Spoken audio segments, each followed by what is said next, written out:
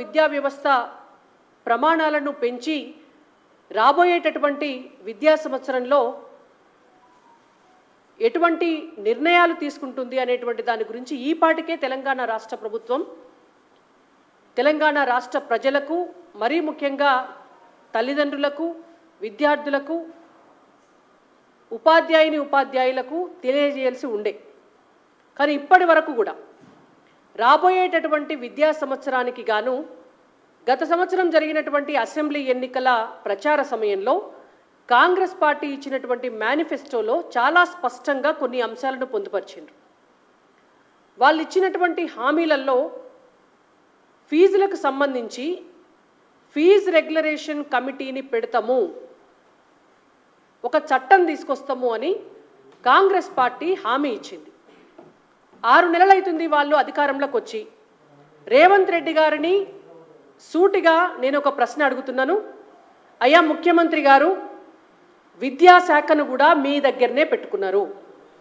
తెలంగాణ రాష్ట్రానికి విద్యాశాఖ మంత్రిగా ఉన్నటువంటి యనుమల రేవంత్ రెడ్డి గారు మీరు తీసుకొస్తా అని చెప్పినటువంటి ఫీజు రెగ్యులరైజేషన్ కమిటీ చట్టం, ఫీజు రెగ్యులేషన్ చట్టం ఏదైతే ఉందో దానికి సంబంధించి ఈ రోజు వరకు కూడా ఎందుకు చేయట్లేదు మీరు అని మేము అడుగుతున్నాం.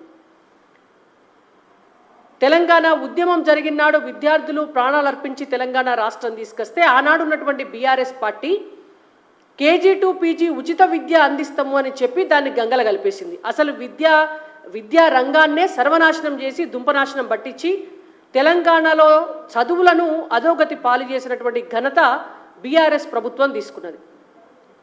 ఇవాళ వచ్చినటువంటి కాంగ్రెస్ పార్టీ దానికి భిన్నంగా ఏం చేస్తలేదు. ఇంకింత అధ్వాన్నమైనటువంటి స్థితిలకే పోతుంది విద్యారంగం అనేటువంటిది మనకు కళ్ళకు కనబడుతుంది. ఎందుకంటే జూన్లో అకాడమిక్ ఇయర్ స్టార్ట్ అవుతున్న సందర్భంగా ఏ ప్రభుత్వానికైనా నిజంగా విద్యా వ్యవస్థను బాగు చేయాలి అనేటువంటి చిత్తశుద్ధి ఉంటే డిసెంబర్లో అధికారంలోకి వచ్చినప్పటి నుంచే ఈ పాటికే దానికి సంబంధించినటువంటి చర్యలు తీసుకునేటట్లు వాళ్ళు ఈ రోజు వరకు కూడా ఎందుకు తీసుకోలేదు అనేటువంటిది మేము అడుగుతున్నాం. ఒక ప్రశ్న. ఫీజులు కట్టలేక తల్లిదండ్రులు అరన్న గోసపడుతున్నారు. ఈ రాష్ట్రంలో ఏ తల్లిదండ్రులకైనా కూడా పిల్లల చదువులకు సంబంధించినటువంటి టెన్షన్ కంటే వేరే టెన్షన్ ఏం లేదు. చిన్నపిల్లలైతే అడ్మిషన్ ఫీజులు కట్టాలా, లేకపోతే క్వార్టర్లీ కట్టాలి, హాఫ్ ఇయర్లీ కట్టాలి. ఈ ఏడాది 1,00,000 కడితే వచ్చే ఏడాది 1,50,000 కట్టాలి, మళ్ళొచ్చే ఏడాది 2 లక్షలు కట్టాలి. దీని మీద ఎల్కేజీ చదివేటటువంటి పిల్లలకు స్కూల్లో అడ్మిషన్ ఇచ్చేటువంటి పిల్లలకు కూడా 3 లక్షలు 5 లక్షలు తీసుకుంటున్నటువంటి స్కూల్స్ కూడా ఉన్నాయి. మరి వాటిపైన ఈ రోజు వరకు కూడా నియంత్రించడానికి ఒక చట్టం కానీ, ప్రభుత్వం నుంచి ఒక వార్నింగ్ కానీ, విద్యాశాఖకు ఒక లెటర్ కానీ ఏదన్నా తెలంగాణ రాష్ట్ర ప్రభుత్వం ఎందుకు పంపించాలి అని మేము అడుగుతున్నాం. అంటే ఇష్టానికి వదిలేస్తారా? తెలంగాణ రాష్ట్రంలో ఏ పాఠశాల అయినా ఏ కళాశాల అయినా ఇష్టం వచ్చినట్టు ఫీజులు వసూలు చేయడానికి తెలంగాణ రాష్ట్ర ప్రభుత్వం అనుమతినిస్తుందా? మీరు ఆ సమాధానం చెప్పండి మాకు. అయితే నియంత్రిస్తారా? మీరు నియంత్రించకపోతే అనుమతించినట్టే. మరి వాళ్ళ దగ్గర నుంచి కూడా మీరు ఎడ్యుకేషనల్ ఇన్స్టిట్యూషన్స్ దగ్గర నుంచి ఏమన్నా కమిషన్లు తీసుకుంటున్నారా? ఎట్లయినా రేవంత్ రెడ్డి గారు ఎమ్మెల్యే టికెట్లు, ఎంపీ టికెట్లు, ఎమ్మెల్సీ టికెట్లు ఇచ్చడంలో రేటు కట్టి రేటంత రెడ్ అయిండు. ఆ తర్వాత ఈ ట్యాక్సు ఆ ట్యాక్సు కాంట్రాక్టర్ల దగ్గర నుంచి, ప్రొక్లైనర్లు నడుపుకునేటటువంటి వాళ్ళ దగ్గర నుంచి, ప్రాజెక్టులు చేసేటోళ్ళ దగ్గర నుంచి, ప్రతి ఒక్కరి దగ్గర నుంచి కూడా ట్యాక్స్ వసూలు చేసి కేంద్రానికి పంపిస్తున్నారు. మరి గతంలో బీఆర్ఎస్ ప్రభుత్వము తెలంగాణలో ఉన్నటువంటి ఎడ్యుకేషన్ సిస్టమ్ అంతా కూడా కార్పొరేట్ కళాశాలలకు అప్పచెప్పినట్టు ఇవాళ మీరు కూడా ఏమన్నా మరి వాళ్ళందరి దగ్గర కూడా గంపగుత్తగా కమిషన్లు తీసుకొని మళ్ళీ ఇంకో కొత్త ట్యాక్స్ను కేంద్రానికి పంపించదలుచుకున్నారా? ఈ రోజు వరకు కూడా మీరు ఎందుకు ఒక నియంత్రణ చేస్తలేరు అని మేము అడుగుతున్నాం. విద్యా హక్కు చట్టం కింద స్కూల్ యూనిఫామ్సు, షూజు ఇలాంటివి కూడా ఏ పాఠశాలలో కూడా పాఠశాల యాజమాన్యం అమ్మద్దు. ఇది వినడానికి చిన్న విషయంలాగా కనిపించవచ్చు, కానీ చాలామంది తల్లిదండ్రులకు, కొన్ని వేల లక్షల మంది తల్లిదండ్రులకు 1000 రూపాయలకు బయట దొరికేటటువంటి యూనిఫాము, పిల్లలకు షూజు ఆయా పాఠశాలలలో 3,000కు 4,000కు పెట్టి కొనాలంటే వాళ్ళ ఆర్థిక స్తోమత సరిపోదు. ఇది రేవంత్ రెడ్డి గారు లాంటి వాళ్ళకి చిన్న అంశంగా కనబడచ్చు, కానీ ఒక మధ్యతరగతి దిగువ మధ్యతరగతి తల్లిదండ్రులకు అది చాలా భారం. ఎన్ని వేల రూపాయలు, ఎన్ని లక్షల రూపాయలు ఎడ్యుకేషన్ మీద పెడతారు. ఎందుకు నియంత్రించట్లేదు? మీరు ఒక చట్టం తీసుకొస్తామని అధికారంలోకి వచ్చిన వాళ్ళు ఎందుకు చేయట్లేరు అనేటువంటిది ఇవాళ భారతీయ జనతా పార్టీగా మేము అడుగుతున్నాం.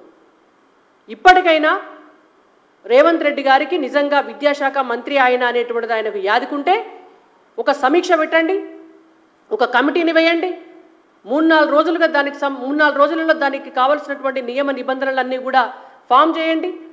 ప్రతి జిల్లాకు సంబంధించినటువంటి జిల్లా కలెక్టర్లకో, డిఈఓలకో, ఎంఈఓలకో మీరు అవన్నీ పాస్ చేసి అక్కడ నియంత్రించేటటువంటి పని చేసి తల్లిదండ్రులకు కూడా ఓపెన్గా పబ్లిక్ డొమైన్లో పెట్టండి. ఇంతకు మించి గ్రేడ్ వైజ్గా ఏ గ్రేడ్ స్కూల్సో, బి గ్రేడ్ స్కూల్సో, సి గ్రేడ్ స్కూల్సో గ్రేడ్ వైజ్ చేసి ఇంతకు మించిన ఫీజులు ఎవరైనా తీసుకుంటే ప్రభుత్వం దృష్టికి తీసుకురావాలని చెప్పి ఒక మెసేజ్ని పబ్లిక్కి పెట్టాలి అని చెప్పి ఇవాళ మేము డిమాండ్ చేస్తున్నాం.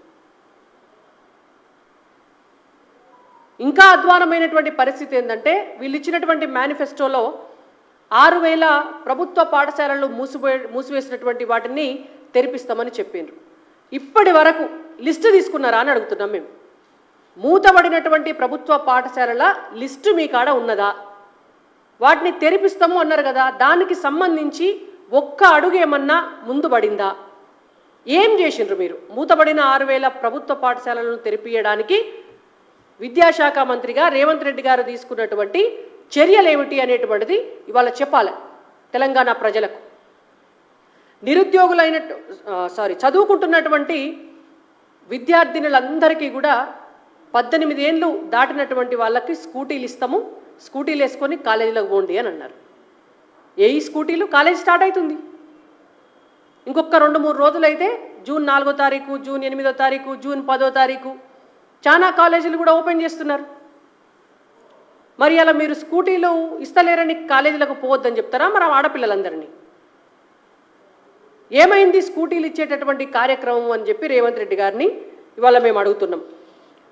మొదటి సంవత్సరమే ఫస్ట్ ఇయర్లో కాంగ్రెస్ పార్టీ అధికారంలోకి వస్తే ఫస్ట్ ఇయర్లోనే జాబ్ క్యాలెండర్ రిలీజ్ చేసి 2 దఫాలుగా 2 లక్షల ఉద్యోగాలను ఫిలప్ చేస్తామని చెప్పిండ్రు. Already half of the year అయిపోయింది, అంటే ఈ పాటికి 1,00,000 ఉద్యోగాలు ఫిలప్ కావాలి. మరి ఈ 1,00,000 ఉద్యోగాలలో కూడా 25,000 ఉద్యోగాలు టీచర్స్కి సంబంధించినవి. మరి ఉపాధ్యాయుల పోస్టుల భర్తీ కోసము పరీక్షల కోసము డేట్లు ఇచ్చిండ్రే తప్ప ఈ రోజు వరకు కూడా కొత్తగా మీరు అపాయింట్ చేసి ఒక టీచర్కు నౌకరిచ్చి వాళ్ళ స్కూల్కు పంపించింది ఉన్నదా? మరి ఎందుకు మీకు అంత నిర్లక్ష్యం అని మేము అడుగుతున్నాం. చదువు కంటే ఇంపార్టెంట్ అయినటువంటి విషయము ఏముంటుంది ప్రభుత్వానికి? ఒక ఊరైనా, ఒక రాష్ట్రమైనా, ఒక దేశమైనా కూడా అభివృద్ధి చెందుతుంది అని అంటే చదువు లేని అభివృద్ధి సాధ్యమవుతుందా? మరి మీరు ఇవాళ తెలంగాణ రాష్ట్రంలో ఉన్నటువంటి విద్యార్థులకు పిల్లలకే మంచి చదువును అందించలేనప్పుడు, వాళ్ళ చదువు చెప్పేటటువంటి పాఠశాలల యాజమాన్యాలు, పాఠశాలల్లో ఉండేటువంటి ఉపాధ్యాయులనే మీరు రిక్రూట్ చేయలేనప్పుడు నాణ్యమైనటువంటి విద్యను ఎట్లా అందిస్తారు? ప్రజాపాలన ఎట్లా అందిస్తారు? తెలంగాణ రాష్ట్రాన్ని అభివృద్ధి పదంలో ఎట్లా తీసుకుపోతారు? మీరు మూతబడ్డ స్కూల్స్ను తెరిపియకపోతుంది, ఖాళీగా ఉన్నటువంటి 25,000 ప్రభుత్వ పాఠశాలల ఉపాధ్యాయుల పోస్టులు భర్తీ చేస్తలేకపోతుంటారు, 18 ఏళ్ళు నిండినటువంటి పిల్లలకు స్కూటీలు ఇవ్వకపోతుంది, మీరు ఒక ప్రైవేటు పాఠశాలల్లో చదివించేటటువంటి తల్లిదండ్రుల కోసము, పిల్లల కోసము ఒక ఫీజు రెగ్యులరేషన్ యాక్టు తీసుకురాకపోతుంది. వీటికి తోడు జిల్లాకు ఒక రెసిడెన్షియల్ స్పోర్ట్స్ స్కూల్ కడతామని అన్నారు. ఏ జిల్లాలన్నా రెసిడెన్షియల్ స్పోర్ట్స్ స్కూల్ కోసం ఇప్పటి వరకు జాగా చూసిర్రా చెప్పుర్రి మాకు. మేము కట్టమని అంటలేం, 6 నెలలనే స్కూల్ కట్టండి మీరు అని మేము అంటలేం. కనీసం ఎక్కడన్నా జాగా చూసినరా? లేకపోతే ఎక్కడన్నా అద్దె భవనంలోనన్నా అద్దెకు గ్రౌండ్ తీసుకోనన్నా జిల్లాకు ఒక రెసిడెన్షియల్ స్పోర్ట్స్ స్కూల్కు సంబంధించిన పని ఏమన్నా ఒక్క అడుగన్నా ముందుకు వచ్చిందా? అసలు మీకు ఆలోచన యాదుకున్నదా అని అడుగుతున్నాం. మీరు ఇచ్చిన హామీ మీకు యాదుకున్నదా చెప్పండి. దీంతో పాటు నిరుద్యోగుల కోసము, అంటే చదువుకున్నటువంటి వాళ్ళు, చదువు అయిపోబోతున్నటువంటి వాళ్ళందరి కోసం యూత్ కమిషన్ ఏర్పాటు చేస్తామని చెప్పారు. ఉద్యోగాలు రాని నిరుద్యోగులకు ఏమైంది యూత్ కమిషన్? ఇప్పటివరకు ఎందుకు వేయలే రేవంత్ రెడ్డి గారు? యూత్ కమిషన్ ఏర్పాటు చేసి 10 లక్షల వడ్డీ లేని రుణం కూడా ఇస్తామన్నారు. 10 లక్షల వడ్డీ లేని రుణం. ఈ రోజు వరకు కూడా యూత్ కమిషన్కు సంబంధించి మీరేదైనా కమిషన్ వేసిండ్రా చెప్పుర్రి. మరి ఎందుకు వేయలేదో సమాధానం చెప్పాలా. ఊళ్ళల్లో ఉన్నటువంటి పిల్లలు అంగన్వాడీ కేంద్రాలకు వెళ్ళి చదువుకుంటే అక్కడి నుంచి ప్రభుత్వ పాఠశాలలకు వస్తారు కాబట్టి అంగన్వాడీ కేంద్రాలలో పనిచేసేటటువంటి టీచర్లకు 18,000 వేతనం ఇస్తాము అని చెప్పారు. ఇస్తున్నారా? అంగన్వాడీ టీచర్లకు తెలంగాణ రాష్ట్రంలో 18,000 రూపాయల వేతనం వస్తుందా? అంటే అన్ని హామీల లెక్క ఇది కూడా దొంగ హామీ. రేవంత్ రెడ్డి గారు ఇచ్చినటువంటి దొంగ హామీలల్లా ఇదొక హామీ. ఇంకా అన్నిటికంటే ముఖ్యమైనటువంటి అంశము బడ్జెట్ కేటాయింపుల్లో తెలంగాణ రాష్ట్ర ప్రభుత్వము తెలంగాణ రాష్ట్రం ఏర్పడిన నాటి నుంచి ఆనాడున్నటువంటి బీఆర్ఎస్ పార్టీ 2014 నుంచి 2023 దాకా దాన్ని ఏడాదికి ఒక పర్సంటేజ్ తక్కువ చేసుకుంటా 14 నుంచి 13, 12, 11, 10 అట్లా తక్కువ చేసి దాన్ని 6%కు తీసుకొచ్చి, అంటే విద్యా వ్యవస్థను మొత్తం నిర్లక్ష్యం చేసి బడ్జెట్లో విద్యా వ్యవస్థకు విద్యాశాఖకు కేటాయించినటువంటి బడ్జెట్ లాస్ట్ ఇయర్ బడ్జెట్లో 6% మాత్రమే. అయితే దానిని 15% చేస్తాము, అంత బడ్జెట్ పెంచుతాము అని చెప్పి కాంగ్రెస్ పార్టీ ఎన్నికల మేనిఫెస్టోలో పెట్టింది. మీరు గతంలో ఒక టెంపరరీ బడ్జెట్ ఒకటి ప్రవేశపెట్టిండ్రు ఫైనాన్షియల్ ఇయర్ సందర్భంగా, 0 బడ్జెట్. మరి ఆ బడ్జెట్ పెట్టినప్పుడు ఏం చెప్పిండ్రంటే మేము పూర్తి స్థాయి బడ్జెట్ని జూన్లోనో జూలైలోనో ఆగస్టులోనో మళ్ళీ ఒక 3-4 నెలల తర్వాత ప్రవేశపెడతాము, మళ్ళా కేంద్రంలో ఏ ప్రభుత్వం ఏర్పడ్డదో తెలిసిన తర్వాత ఇక్కడ మా బడ్జెట్ ఉంటుంది అని చెప్పినారు. అంటే మీరు మళ్ళా బడ్జెట్ ప్రవేశపెట్టి మీరు విద్యాశాఖకు అప్పుడు మీరు 15% కేటాయిస్తారో లేదో తెలియకుండా ఉన్నంత వరకు మరి అకాడమిక్ ఇయర్ స్టార్ట్ కాకుండా ఉంటుందా? ప్రభుత్వం ఆలోచన చేయాలా. అంటే మీ ప్రభుత్వ ఎన్నికల కోసం ఇవాళ విద్యా సంవత్సరం ఆగుతుందా? అంటే ఈ సంవత్సరం అంతా కూడా విద్యార్థుల చదువులు గంగలా కలిసినట్టేనా? రేవంత్ రెడ్డి గారు సమాధానం చెప్పాలి.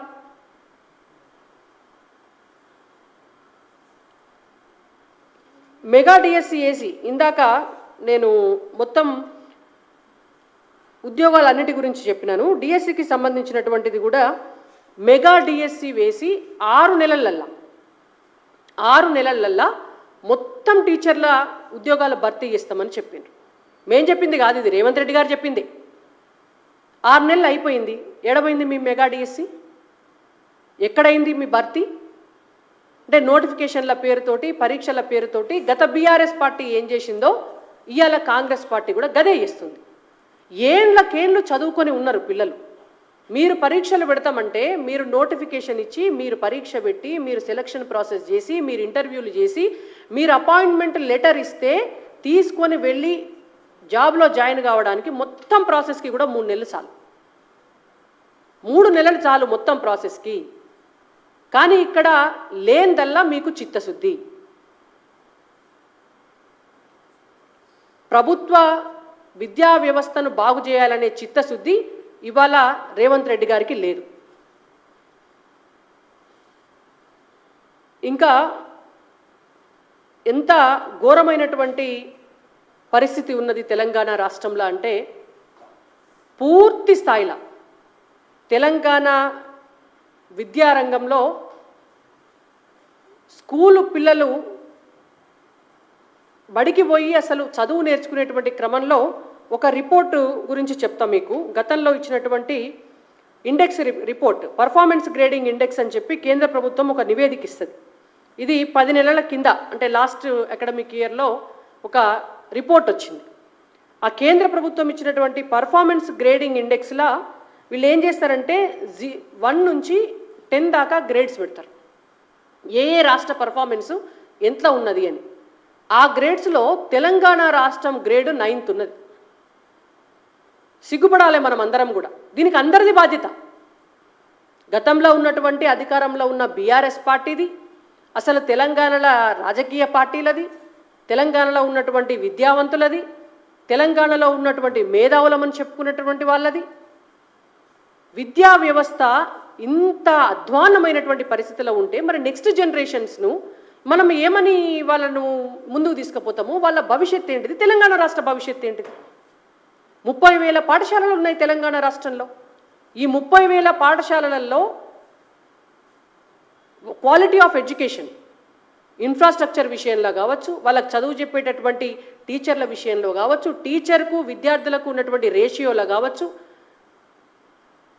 దేంట్లో కూడా మనము అసలు చివరి నుంచి 1వ ప్లేస్లో ఉంటామా తెలంగాణ రాష్ట్రం? ఇంకా దేంట్లో అభివృద్ధి చెందుతుంది తెలంగాణ రాష్ట్రం? మొత్తం డిజిటలైజేషన్ చేస్తున్నాము అని చెప్తున్నారు. గత ప్రభుత్వం సర్వనాశనం చేసింది, ఈ ప్రభుత్వం అన్న ఏం చేస్తుంది అని అడుగుతున్నాం మేము. 30,000 పాఠశాలలకు మీరు కంప్యూటర్లు ఉన్నాయా? 30,000 పాఠశాలలల్లా దానికి సంబంధించి ఐటీ డిపార్ట్మెంట్ తోటి ఈ రోజు వరకు రేవంత్ రెడ్డి గారు ఏదైనా సమీక్ష పెట్టినారా? మీరు కంప్యూటర్స్ని ప్రొవైడ్ చేయకుండా, ల్యాబ్స్ని ప్రొవైడ్ చేయకుండా డిజిటల్ ఎడ్యుకేషన్ని ఎట్లా ఇస్తారు, ఎట్లా ప్రొవైడ్ చేస్తారో తెలంగాణ రాష్ట్ర ప్రభుత్వం చెప్పాలా.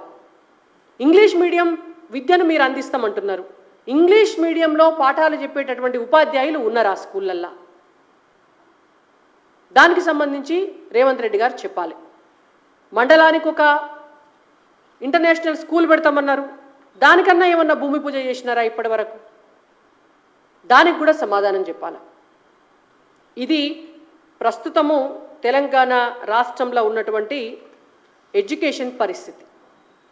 ఈ తెలంగాణ రాష్ట్రంలో గత 10 సంవత్సరాలుగా ఎస్సీల పిల్లలు, ఎస్టీల పిల్లలు, బీసీలలో కూడా పూర్తిగా ఆర్థిక పరిస్థితి మంచిగా లేనటువంటి వాళ్ళ పిల్లలే ప్రభుత్వ పాఠశాలలలో చదువుతున్నారు. రోజువారీ కూలీ పని చేసుకునేటటువంటి వాళ్ళ పిల్లలే ప్రభుత్వ పాఠశాలల్లో చదువుతున్నారు. వాళ్ళు కూడా 45% ఉన్నారు అని అంటే తెలంగాణ రాష్ట్రంలో ఆర్థిక స్థితిగతులు ఎంత దారుణమైనటువంటి స్థితిలో ఉన్నాయనేది అర్థం చేసుకోవాలి మనం. అటువంటి బడుగు బలహీన అనగారినటువంటి వర్గాల పిల్లలను చదువుకు దూరం చేసేటటువంటి కుట్ర గతంలో ఉన్నటువంటి బీఆర్ఎస్ పార్టీ ప్రభుత్వం చేసింది. ఇప్పుడున్నటువంటి కాంగ్రెస్ పార్టీ ప్రభుత్వం కూడా దాన్ని కొనసాగిస్తుంది.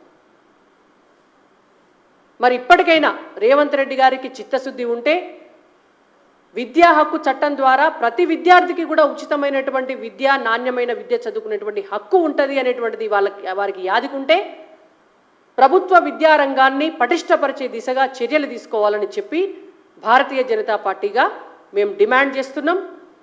కేంద్ర ప్రభుత్వం అమలు చేస్తున్నటువంటి విద్యా హక్కు చట్టాన్ని కూడా ఇక్కడ ఇంప్లిమెంట్ చేయండి. ఫీజు నియంత్రణ చట్టాన్ని తీసుకొచ్చి వాళ్ళ తల్లిదండ్రులను బాధకు, ఆవేదనకు గురి చేయకుండా చేయండి. నాణ్యమైనటువంటి వసతులను ఏర్పాటు చేసి పిల్లలకు మంచి విద్యను అందించండి. ఇవాళ టీచర్ల రిక్రూట్మెంట్ను కూడా వీలైనంత త్వరగా పూర్తి చేసి పిల్లలకు చదువు నేర్చుకునేటువంటి అవకాశాన్ని ఇవ్వాలని చెప్పి రేవంత్ రెడ్డి గారిని మేము డిమాండ్ చేస్తున్నాం. లేని పక్షంలో భారతీయ జనతా పార్టీ ఖచ్చితంగా ఈ విద్యారంగ పటిష్టత కోసం ఆందోళన చేయాల్సినటువంటి అవసరం ఏర్పడుతుంది. మీ ప్రభుత్వం మెడలు వంచైనా సరే తెలంగాణ రాష్ట్ర ప్రజలకు ఉచిత నాణ్యమైనటువంటి విద్యను అందించడానికి కృషి చేస్తామని చెప్పి మేము తెలియజేస్తున్నాం.